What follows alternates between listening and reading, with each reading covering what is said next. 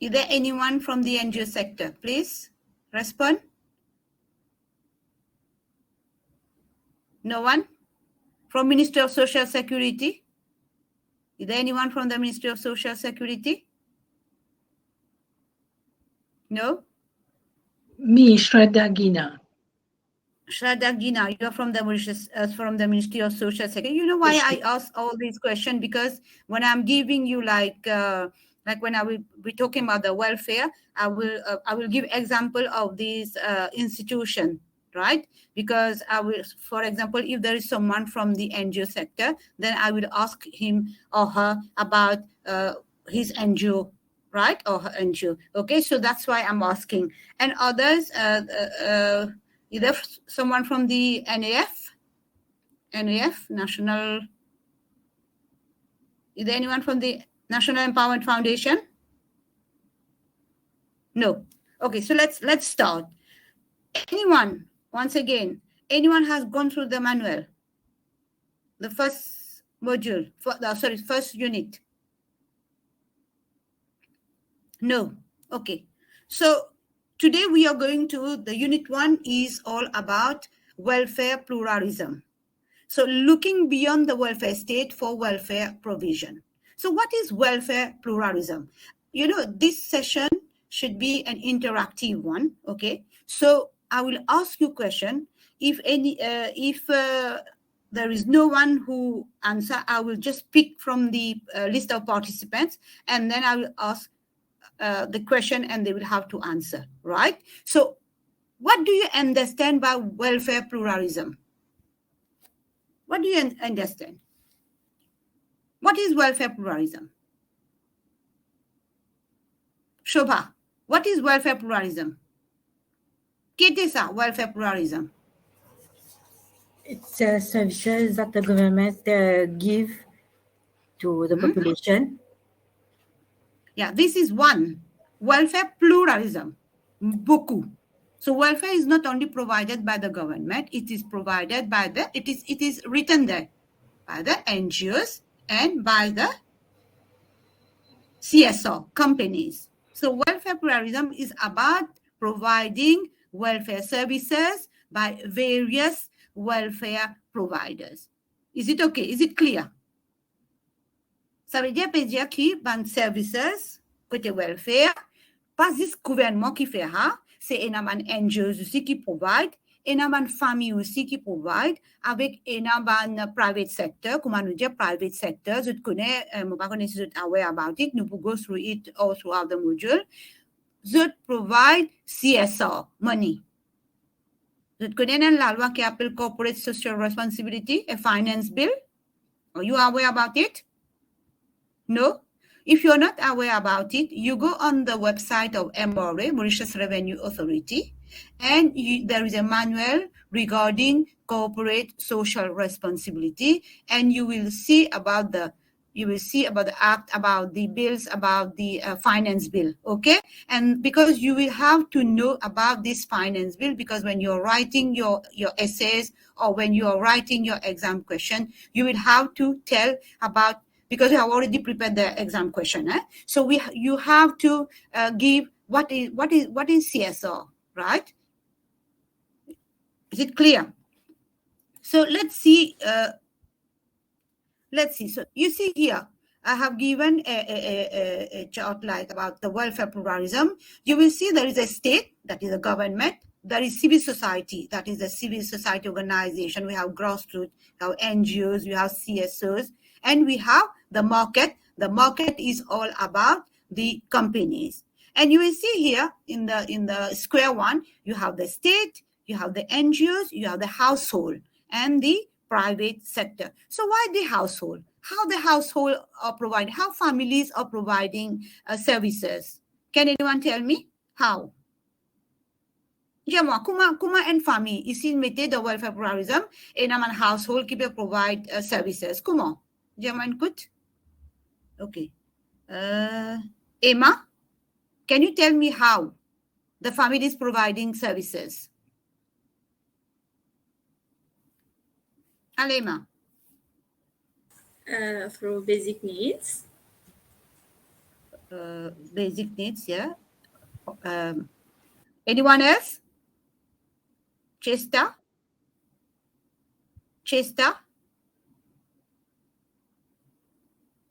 Rohan, you raise your hand. Yeah, tell me. By lending money. Rohan, Madam, you raise your hand.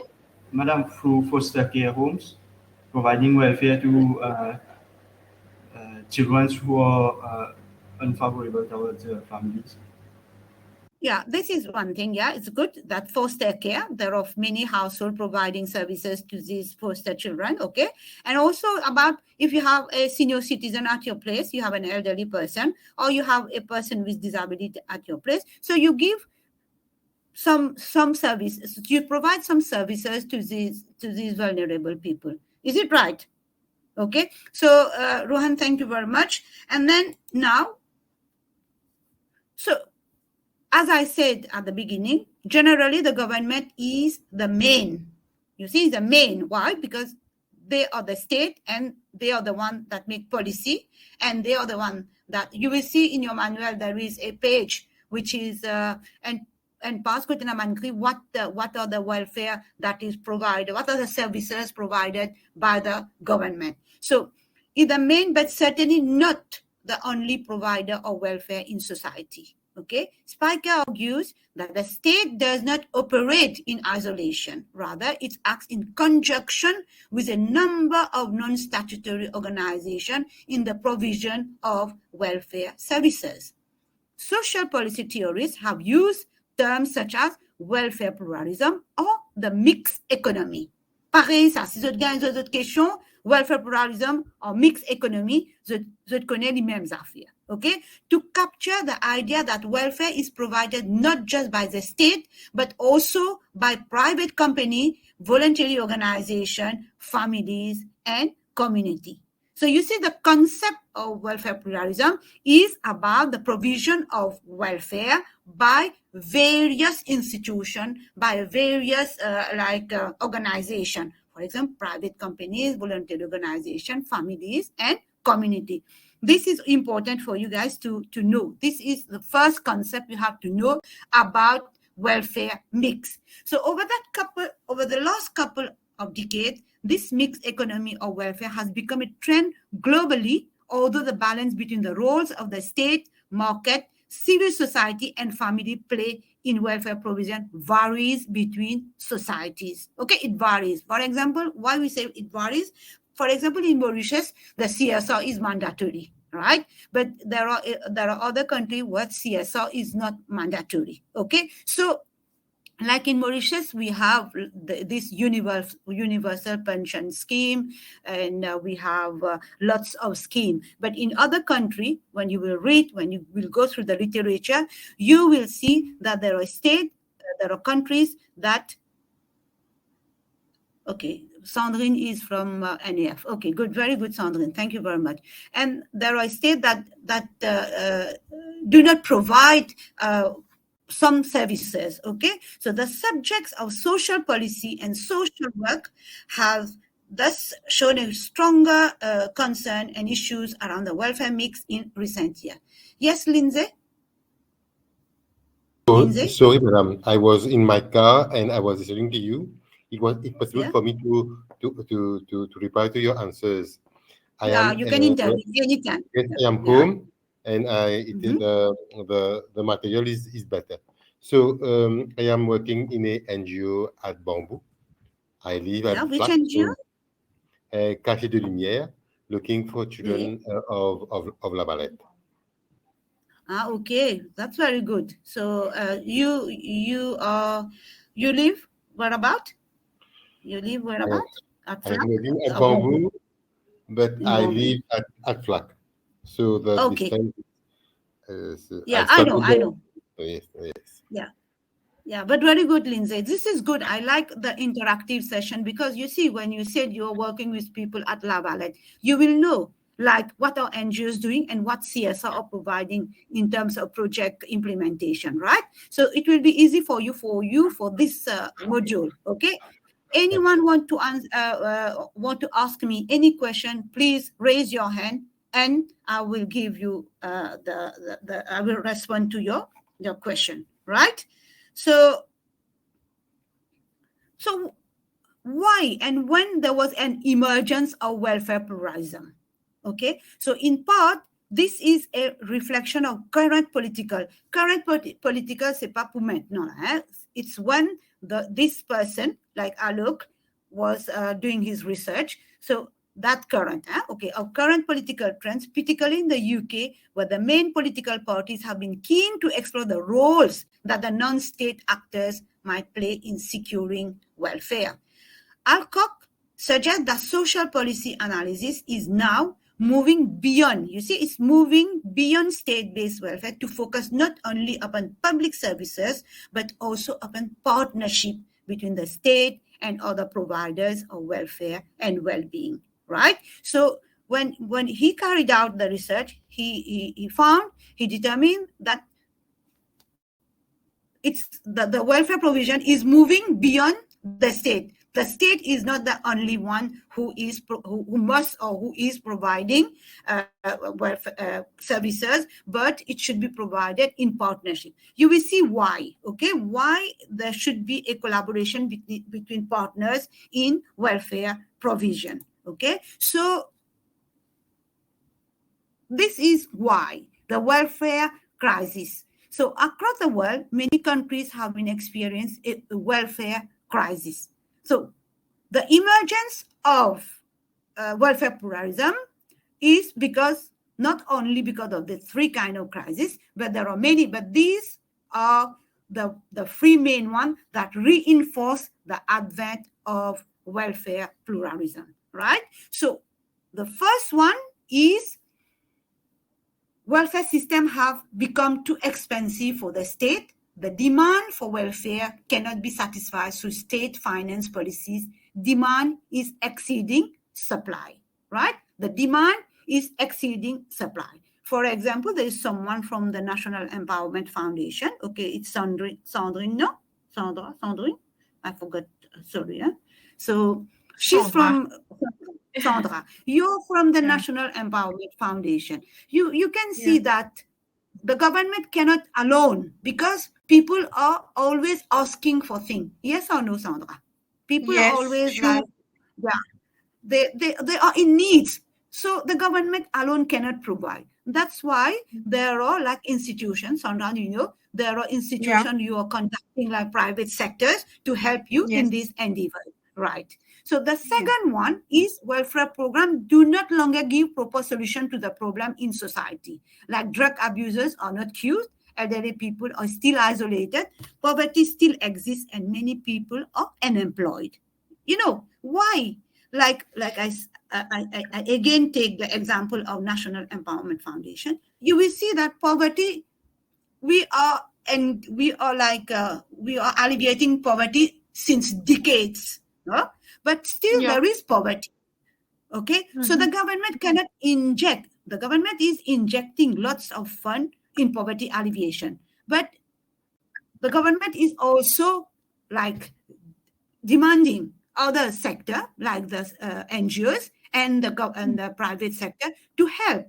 For example, and the finance bill, the 2% of the profit that is being transferred to the consolidated fund, which is mandatory in Mauritius, is directed to the National Social Inclusion Foundation, some of them, and then these are provided to the NGOs to implement activities at grassroots level. So you see the partnership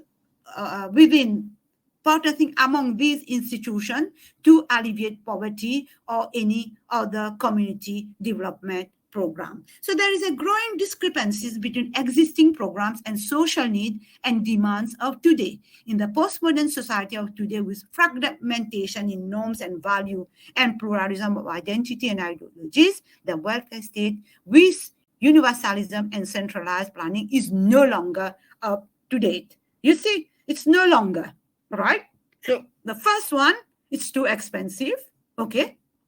Second one, the government is not able to find a proper solution to all the scourge, to all the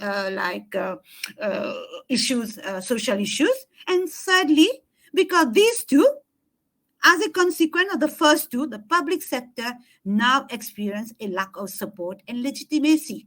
So they lack legitimacy. That's why, and government is not supporting fully. And then you will see Caritas coming in, and they are providing some of the services. There are some people, when you grow at grassroots level, you will see people prefer Caritas than any officers in some ministries. Say, for example, the Ministry of Social Security. Like during the COVID period, the Ministry of Social Security provided food pack. Yes or no? It provided food pack, but it didn't reach some of the most vulnerable people, and Caritas were providing. So you see, this possible. So these three are very important. It is about why there was an emergence of welfare pluralism. Any questions so far, guys? Any question? Raise your hand if you have any question, or is it clear? Someone can say it's clear. I can continue.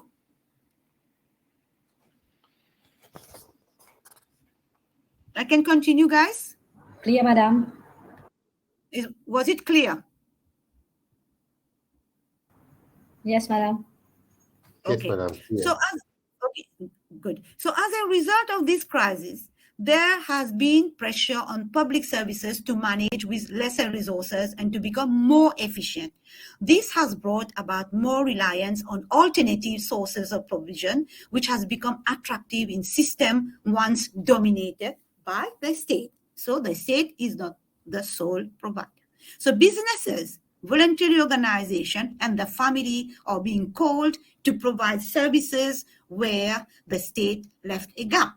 So the amount of resources that are channeled to the poor and the marginalized through the NGO sector is significant enough to be considered as an important development partner. So NGOs today, or not in Mauritius, worldwide, is considered as a development partner because they contribute a lot in the social sector in terms of alleviating poverty and other social issues.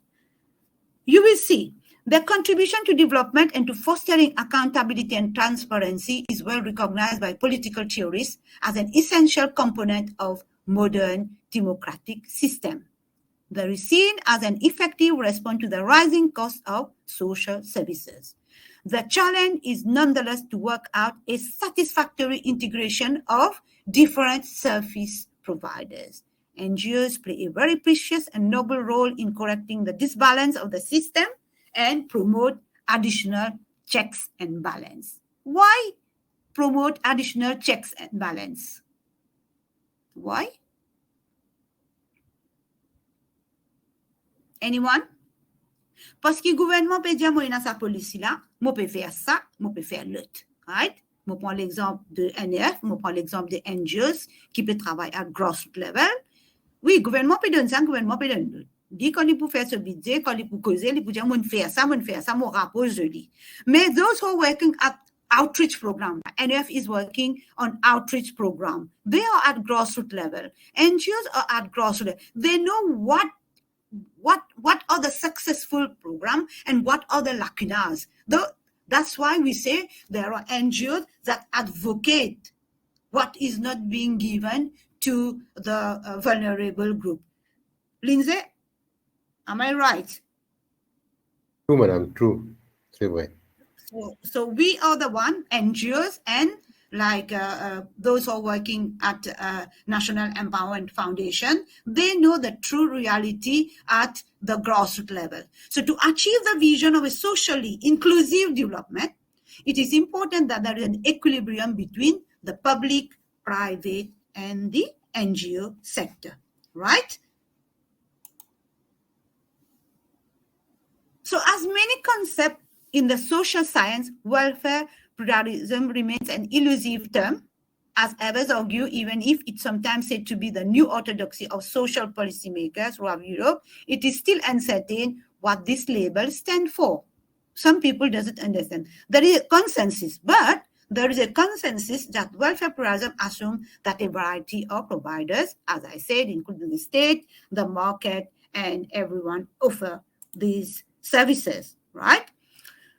So, in other words, together with the public sector, that is public sector, the government, welfare is also supplied to there is a repetition. Why there are some of the slides which repeat, because we want you guys to understand well what is welfare pluralism.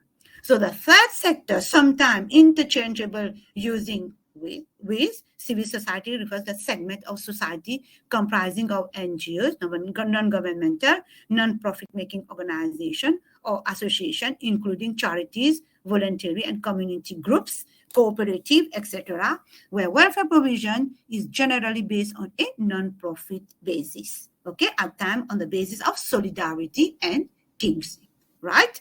So Mook argues that welfare mix denotes a new system of social policy in which local actors, so what is local actors? They are NGOs, right? CSO, NGOs, feminist organization, replace the monopolistic role of the state.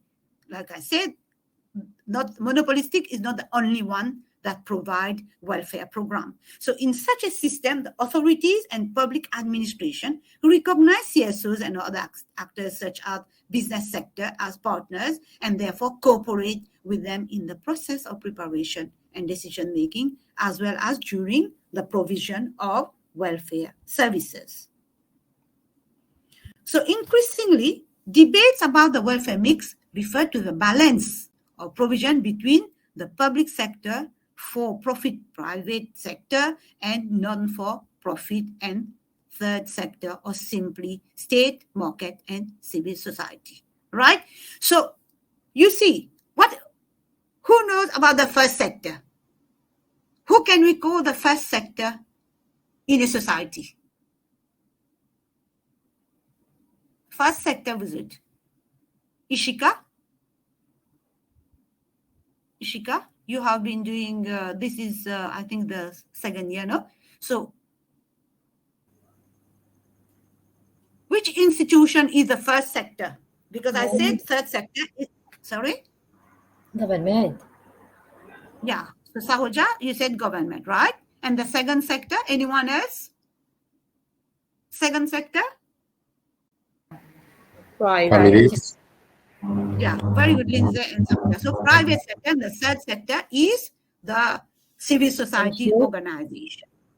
Yeah, very good. So the state is actively involved in regulation. You see, this is very important. The state is actively involved in regulation.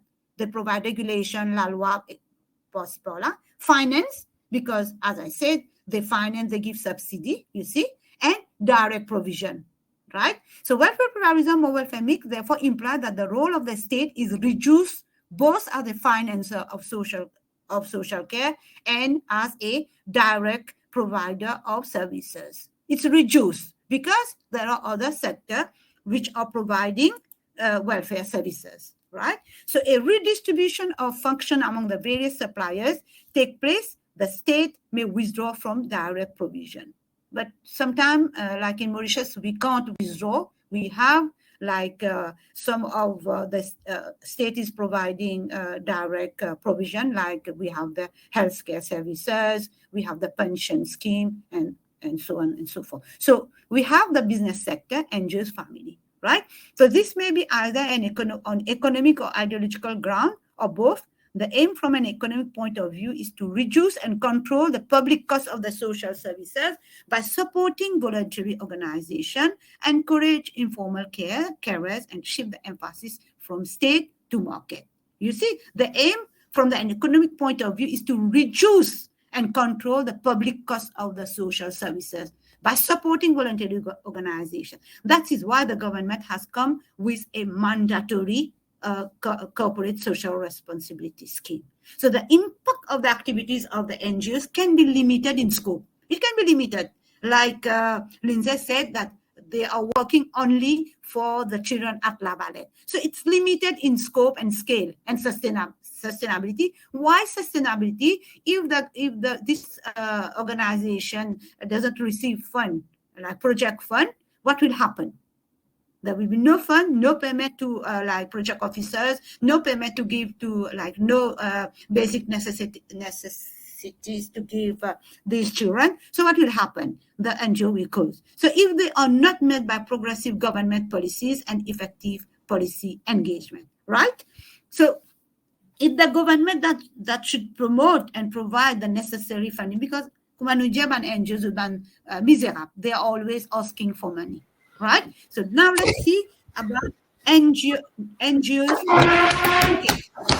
Any questions so far? Any questions so far?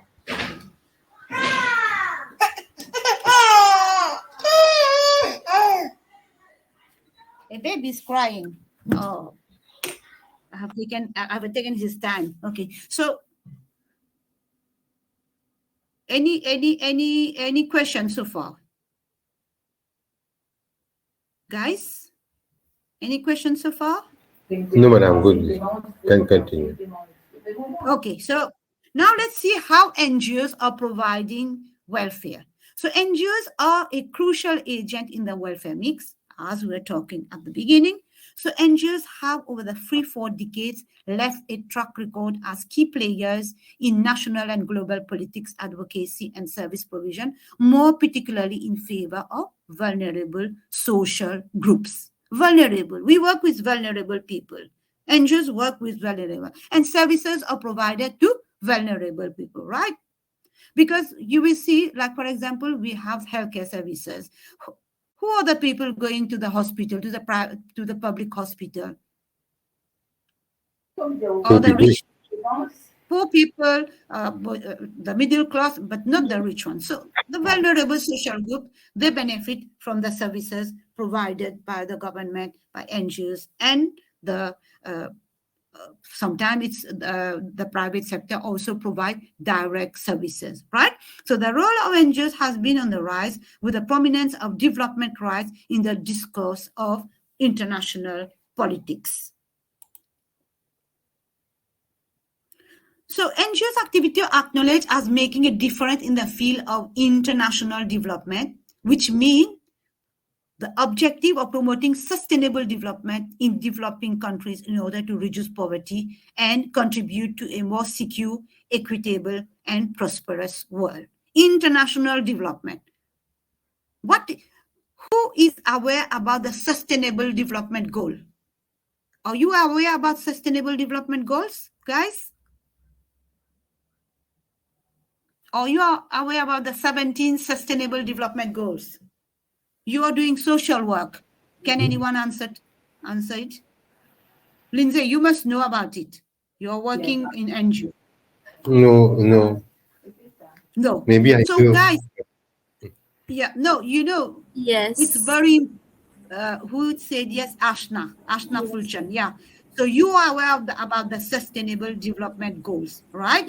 So I was part of United Nations, actually. Yes. Yeah.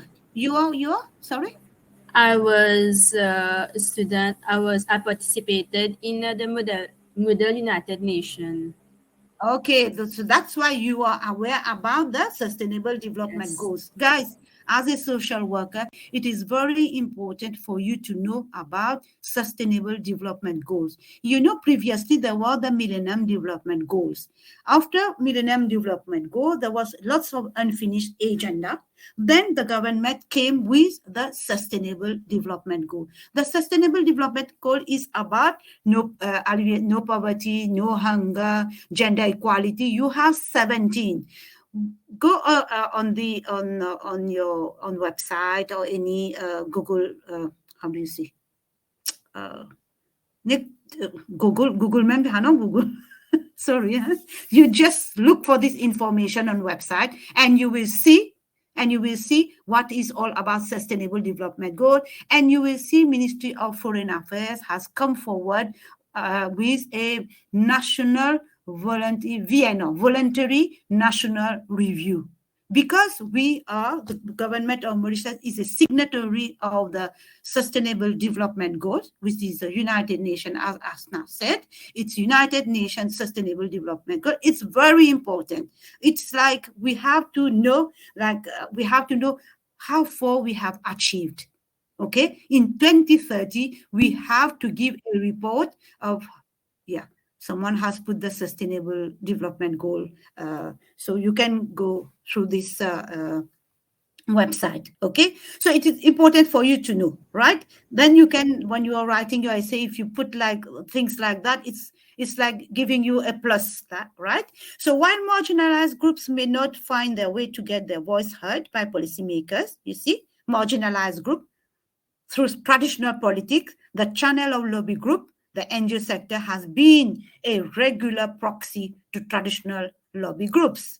Okay, so it is a bottom-up approach when services are provided at the grassroots level by NGOs. So in many occasions, NGOs echoed the voice of the marginalized group in society and the economy. For example, recently we had budget proposal we had to submit, the upcoming budget which is coming. So we had lots of NGO who came at Marcus, at our office, and we wrote a memorandum about the issues that are not being catered by the government. So we put into a paper and we advocate that the government include all this in the budget, right? So NGOs are often used interchangeably with the sociological concept of civil society. As I said, NGO is part of the civil society. The civil society is a bigger circle, and NGOs is one part, right? So in the UK, it is often used interchangeable with the term voluntary sector, although increasingly this includes organizations where staff are employed, as well as those based exclusively on more traditional ideas of voluntary. Like in Mauritius also, we have many NGOs, some are voluntary, but some, like there are some NGOs where you have to pay, like there is a secretariat and you have to pay the project managers, the project officers, the finance officers, right? So it can be voluntary, but it can also be like a paid one, okay? So NGOs represent the voice of civil society, and as such, they occupy an important space which is not subject to the logic of either state or economic market. As a consequence, NGOs are understood to be not-profit organization. Yeah, not-profit. That's why we are always looking, that's why NGOs are always looking for fund, like project fund, program fund. Right? If you want to differentiate between project and program fund, you have to go, guys, you have to know about what is the work being done by the National Social Inclusion Foundation, because the National Social Inclusion Foundation is the main funder for the NGOs and the civil society organization in Mauritius. So the NGO sector is particularly heterogeneous, ranging from small local society to large supranational agency like the UN, involved in direct service giving, advocacy and pressure groups, fundraising, policy participation making, etc. You have lots of like areas that NGOs are working. So in Mauritius, NGOs englobe a wide variety of organizations in terms of size, function, or even in terms of activities. There will be a chapter, there will be a unit. Next unit will be all about NGOs, and we will go about the size, the function, and the scope and the typologies of NGOs. So NGOs are taken to include formal and informal association. Formal one are those like they are registered to the Registrar of Association, and the informal association are like the force vive, right? There are force vive organizations that are not affiliated, that are not a member of the registration of association. There are organizations which are established by Parliament, right? Youth club and not-for-profit companies. So the only association and organization which are not included in this very broad definition of NGOs are civil society organizations such as political parties, trade unions. Why trade unions? Because trade unions, under the Industrial Relations Act, okay? You will see cooperative organization and private foundation, right? So you will see the definition of the NGOs. So the term, and we will have lots of definition in the, I think in the second certain unit, but here I'm giving you a few. So the term NGO is not typically defined in the legal system of most countries. Like in Mauritius, we don't have a definition of what is an NGO, exactly what is an NGO. So in other words, the laws of most countries define certain legal organizational forms such as we said, association, foundation, not-for-profit companies, trust, friendly society, institute, etc. Okay, so this was a research which was carried by Maître Domaine, and this was like he was a consultant of the Mauritius Council of Social Service when we were reviewing the law for the NGOs. So an NGO is generally defined internationally as a legally constituted instrument created by private person or organization with no participation or representation of any government agent. But it is not the reality, because we have so many NGOs where there are people who are government agent, right? Is it clear? Is it clear, guys? Yes, madame. Madame, So you will... s'il vous Yeah? plaît, je vais poser une petite question. Oui, Et dis-moi. concernant Sustainable Development Code, là. Oui. Ça même que nous capables de une convention qui est Maurice signée là, ça?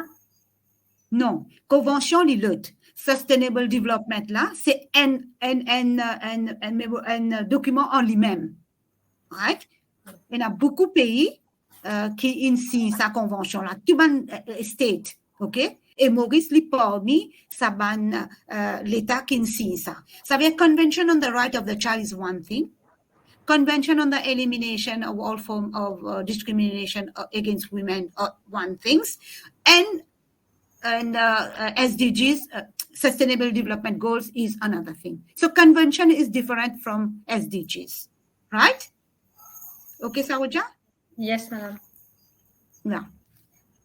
So you will see there are different definition of NGOs, right? The World Bank said that NGOs are private organizations characterized primarily by humanitarian or cooperative rather than commercial objectives. Commercial, ça veut dire pas faire profit, that pursue activities to relieve suffering, promote the interests of the poor, protect the environment, provide basic social services, or undertake community development. Another one said, NGOs are generally not-profit voluntary citizen groups which are organized on a local, national, international level. They operate independently of government, usually to deliver resources or serve some social or political purpose, right? Many NGOs are active in the traditional social sector, emergency support, rehabilitation, poverty reduction. There are lots of areas, like we have drug addicts maintenant, domestic violence. So they are active in many areas, right? And then we have, what is the importance of NGOs? The main reason behind the emergence of NGOs include policymakers believe that they can be more responsive, cost-effective, or responsible than the alternatives. Why they are more responsive? Can anyone tell me why they are more responsive? No? Parce qu'ils paient la pédophilie. C'est pas un NGO qui vraiment a devant grassroots. Les pauvres qui se condamnent pauvreté plus que dans secteur gouvernement. Oui, ça veut dire les bons c'est qu'on dit, mais aussi nous disons que responsible, dire que il peut respond to the demand of that person, right? If qui fait les more responsible, parce que la bureaucratie. Madame, oui, Lindsay? L'objectif est plus clair et précis. Oui. Après, comment vous dire aussi, il y a un problème, il n'y a pas pour guetter si je ne passe ça de chez là, ici, je ne parle pas ça de chez là, là, il n'y a pas de bureaucratie. Un coup, si vous trouvez un NGO là, il peut faire, si par exemple, moi, un NGO qui me travaille avec Poverty Alleviation, right? Je peux trouver un groupe de pauvres qui se peut bien besoin un petit peu basic food. Je ne peux pas roder, je ne peux pas dire, allez, si ce document-là, dans le gouvernement, il est comme ça, si moi, je suis un petit comité, je fais vite, je peux donner, right?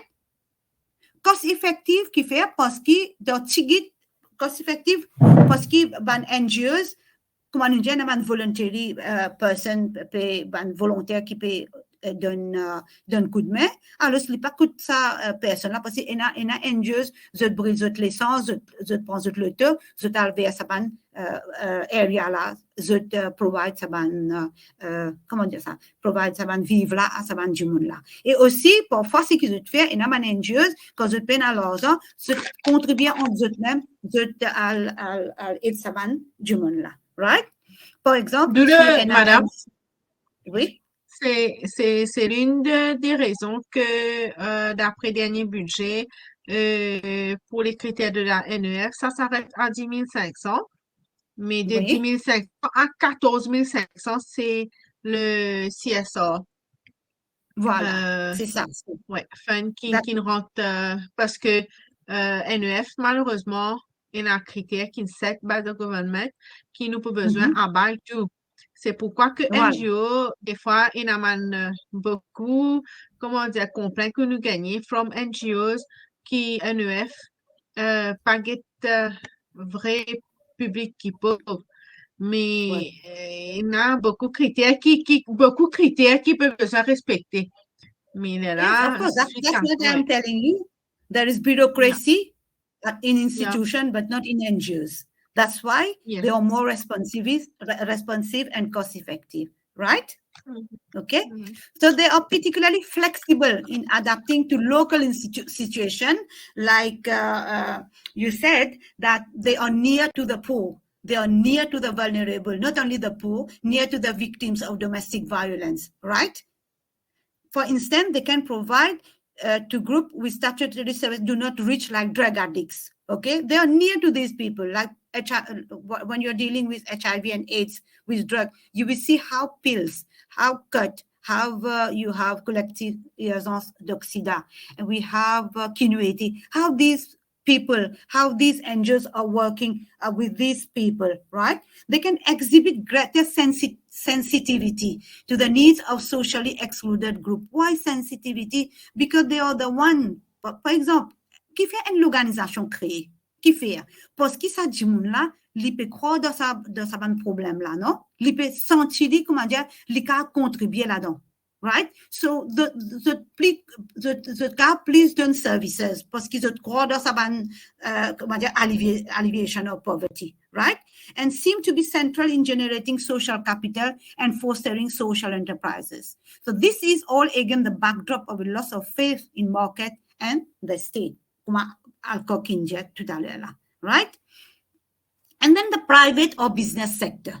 What happened to the private and the business sector? So the government played the role as a facilitator, manage public goods, chalk policy, and make welfare provision. Like I said, the NGO sector help in fulfilling common good. The donjimun common good. Ça veut dire, j'ai envie de have a well-being, enhance their well-being. Okay? Whereas the private sector or the business sector is good for producing good and private wealth. Ça veut dire, the gouvernement, il fait policy, right? Et private sector, il peut faire profit. Et NGOs, il peut provide bank services. Alors, les NGOs, les besoins gouvernement, les besoins private sector. So in general, as opposed to NGO, it is well established that the private or business sector operate for commercial reason and are therefore profit driven, right? The profit. So, however, as Spiker argues, this doesn't mean that they only work through the operation of economic market. They also engage in the provision of welfare, including involvement in social policy, service delivery, and redistributive welfare. So Spiker sum up the most common forms of involvement in non-commercial activities. Ça veut dire de faire commercial activities, that is making profit, and non-commercial activities, that faire 4. Occupational welfare, ça veut dire the provision of services to employees and ex-employees, par exemple, je donne pension, right? Par exemple, je donne ban provision health, par exemple, si je guette ban longtemps quand tu payes par exemple, c'est la même, pour faire un private sector, paye ban pension scheme pour les employés, pour les employees, right? Trouver la occupational pension. Par exemple, longtemps quand nous tiens dans sugar industry, je peux trouver par exemple, vous pouvez demander Lindsay, par exemple, de fuel, ou pour trouver à côté longtemps tiens un dispensaire, coûte, ban travailler à sa fuel, state of fuel, de HPR, healthcare services, de HPR dans sa dispensaire-là, et l'HPR provide. C'est ça, c'est occupational welfare, parce que ban travailler là, pas payer. Okay? And then we have the delegated welfare activity, where the private sector acts as the agent of government in several countries. Private firms also collect taxes on behalf of the government. Par exemple, Maurice, nous avons MRA, il peut collecter taxes, et quand il peut collecter taxes, ça même, il peut collecter ça même CSR là, la liée au National Social Inclusion Fund process. Et to engage in policy making and processes of the government, for example, by participating in strategic partnership for welfare provision. Par exemple, nous peut dire, je peux engage avec le gouvernement à ce là, quand le gouvernement peut faire policy, par exemple, le gouvernement, quand il peut faire ce budget, et il y a un private sector qui involve. Ça, c'est pas une question de profit, ça. Right? And corporate social responsibility, where private firms act to improve welfare in the wider society. This includes both philanthropic activity and compensation for external costs by firms such as fighting illiteracy and poverty, cleaning up and pollution, and there are many more. So you see, private sector, the non-commercial activities of the private sector, as we said, are occupational, delegated welfare, engagement in policy making and processes, and CSR. Right? Is it clear? So we said from the beginning, those who just joined, we said from the beginning that there is welfare pluralism, where welfare is provided not only by the government, but also by the private sector and by the NGOs, right? And the NGOs. And now let's go and see. So what is corporate social responsibility? So as mentioned earlier, traditionally social objectives have largely been responsibility of the government. Social objective, right? Providing social services, with the private sector on its part being primarily concerned with its pursuit of profit maximizing objective. So legislation, regulation, control, and taxation have been the main mechanism employed by the government to promote and protect social objectives. You see, it said that the government should provide legislation, regulation, control, taxation, and blah, blah, blah. Okay? So over the last couple of decades, there has been a gradual shift toward shared responsibility. Shared responsibility, nous travail ensemble between government and industry, from shareholder interest to mutual interest of all the stakeholders, right? You can differentiate between shareholder and stakeholder. Shareholder are those who contribute in a company and receive like benefit shares, and stakeholders are those who are connected with a business. Okay? Right? Is it clear? Any question? Any question? Can I continue? Yes, madam. Okay. So there has been a growing consensus among entrepreneurs that companies, besides the immediate economic implication of the activities, should also take into account the social implication. So in simple terms, CSR boils down to companies integrating social issues, protecting our environment, consumers, gender equality, and human rights into their everyday activities and corporate vision. So the third unit will be all about CSR, and you will have detail about the protection of environment, consumer, and all these issues that here it is given in brief.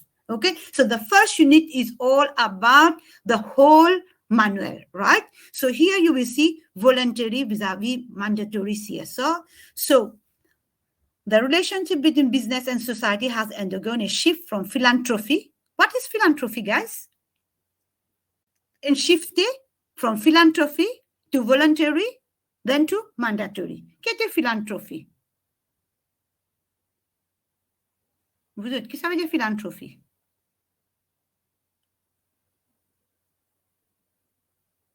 No? What is philanthropy, guys? Kavita? Qu'est-ce que philanthropy?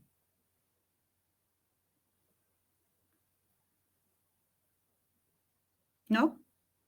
Lindsay, what is philanthropy? Promoting the welfare of others. No, yeah, it's welfare, but it's giving.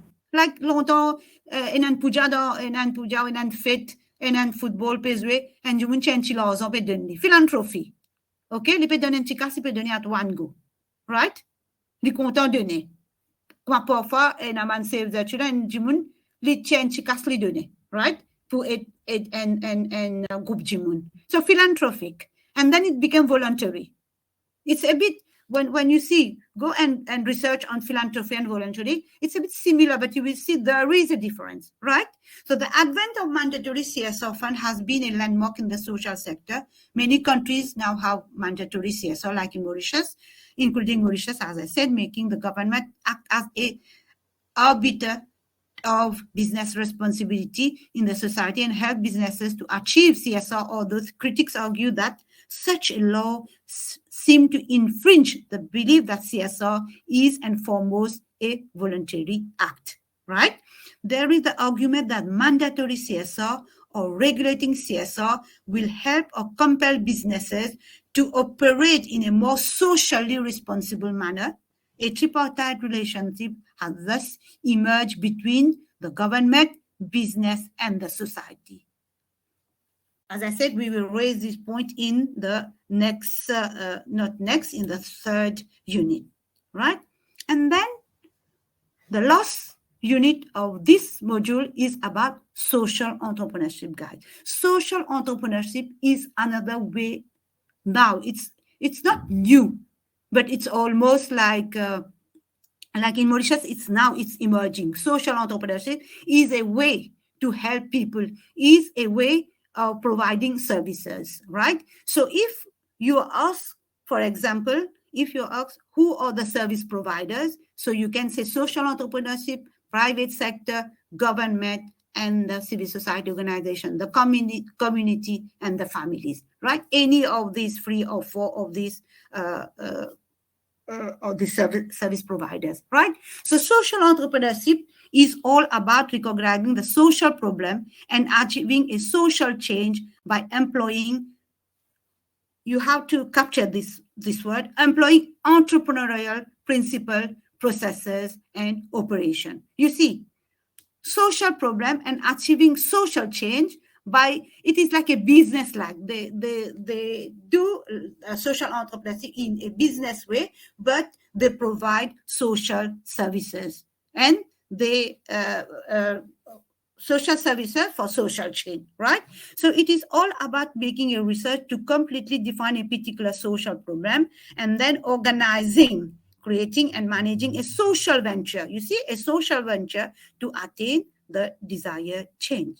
The change may or may not include a thorough elimination of a social problem. It may be a lifetime process focusing on the improvement of the existing circumstances, right? So social entrepreneurship is, at its most basic level, doing business for a social cause. Ça veut dire que li pou faire sa business là, li pou ene un petit peu profit, qui li pou prendre sa profit là, li pou al faire une activité pour community development. Right?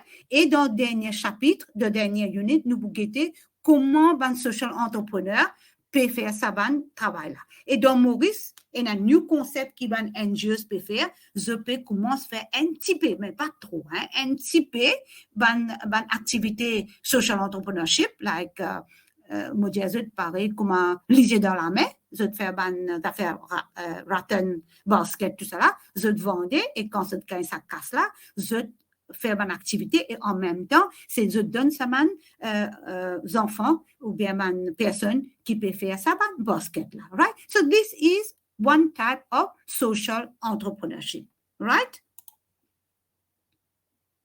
So social entrepreneurship is another important player. There is yet to be consensus in defining what social entrepreneurship is and how it may be distinguished from related concepts such as social enterprise, not-for-profit enterprise, and venture philanthropy. So in fact, there are different conceptualizations which emerge from the literature. So that we will see a lot about Defune in the last unit. So that argues that not-profit agencies that embrace social entrepreneurship operate in a more business-like fashion than. So if you get like say in a question, if you get define the concept of social entrepreneurship, there must be like the business-like fashion, okay? They operate in a business way, like making profit, than to do straightforward non-profit, okay? So they operate in like a business, right? So Brewster illustrates that social entrepreneurship look vastly different from traditional fundraising and development. Okay, so social entrepreneurship, nonetheless, the core similarities which emerge from this conceptualization remain that social entrepreneurship comprises innovative ideas from social change executed utilizing sound business strategies and skill. So business strategies and skill. Paul Light's working definition of a social entrepreneur is an individual, you see, group, network, organization, or alliance of organization that seeks sustainable, large-scale change through pattern-breaking ideas in what or how government, not-profits, and businesses do to address significant social problems. So how these social entrepreneurs, are having social business to solve and address social problems, right? So let's see an example of a social enterprise like NGOs. So social entrepreneurship posits that NGOs should shift from a dependency mode to a self-reliance and sustainability mode, which can be achieved through a combination of government grants and earning revenue from small activities like some entrepreneurial work. It broadens and diversifies the income base of the NGOs. In the present global economic and financial crisis and the mounting demands and needs of the community, social entrepreneurship is crucial. Social entrepreneurship is a concept whereby entrepreneurial principle, as I said, business-like model principle are applied to organize, create, and manage a venture to bring about social change. Social entrepreneurs typically measure performance in terms of the impact. You will see the impact the intervention have on society. We will go in depth about the impact, how social entrepreneur measures the bottom line. There are three, not only profit, right? There are social profit and there is environmental. So we will learn further in the last unit. So social entrepreneurship displays three characteristics: sociality, innovation, and market orientation. So they are here for social issues, innovation. They are innovating in a manner that they make profit and they are sharing, they are addressing social issues, and market orientation because they are going to make profit, which are deemed as a hallmark of social initiative, right?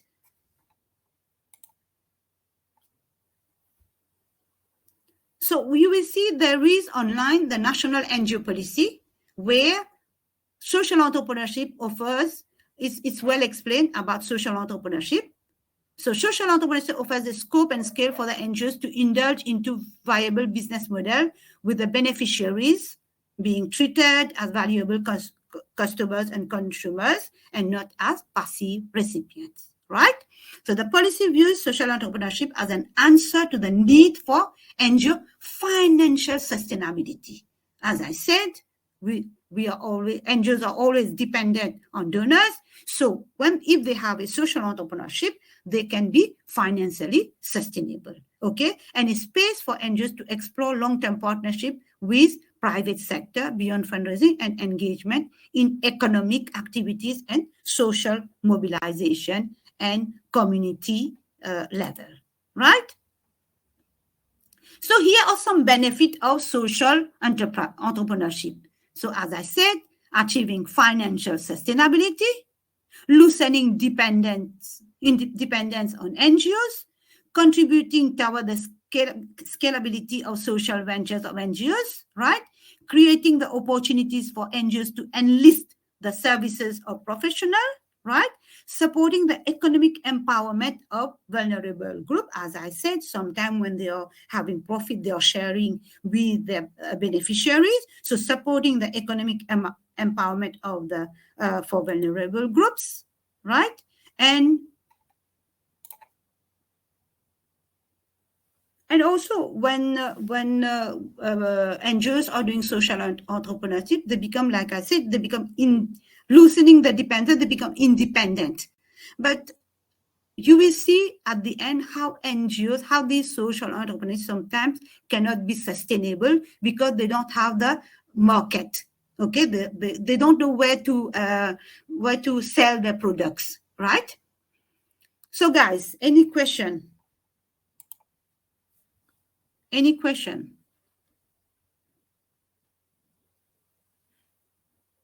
No? No? So can we stop here? And then I think it's only 1 hour, and I will catch up in the other session when the units are longer, right? Is it okay, guys? Okay, madam. Was it clear? Any comments? Yes. Was it too fast? A bit too fast for me. A bit too fast for you. So you should have stopped me, right? Okay. Okay. I will have to read again all the. You know, one thing I will tell you. You have to know this first unit very well. Then it will be easy for you to go all throughout the other unit, right? So please read this unit again and again, right? Because you will have like NGOs, CSR, and social entrepreneurship, right? So you will see the connection of these. What are the advantage and disadvantage? Okay? So go through this first unit. And please, guys, read the second unit before you come in class. Right? Okay? Any Okay. question? Madam. Madam. Don't worry about, yes, the next session will be on Saturday. Okay? Because I had one commitment last Saturday. Right? Okay? So I stop here. And then we meet next session. But guys, please read. Please read. And don't worry about exam or your assignment. I will send you your assignment, right? Your assignment will be on NGOs and the contribution. I have already, but I have not posted. I wanted to do the class first and then post it. Okay? I will give you 3 weeks to finish the assignment. Or do you want 1 month? Tell me. We already have 3 for the month of April. Okay, so I will give you up to first week of May. Is it okay? Yes. Mm. Thank you. Yeah, it's okay. I will see. I will see. I will see when is your third session, and I will give it like I like to write it before the first session to give you a feedback, right? Okay. Yeah. So guys, I stop here. And good night. Thank you for accepting to be in the class today. Okay, thank you very much. Thank Bye. you, madam. Good Thank you, night. madam. Bonne soirée, Bye. madame. Merci. Bye. Bye.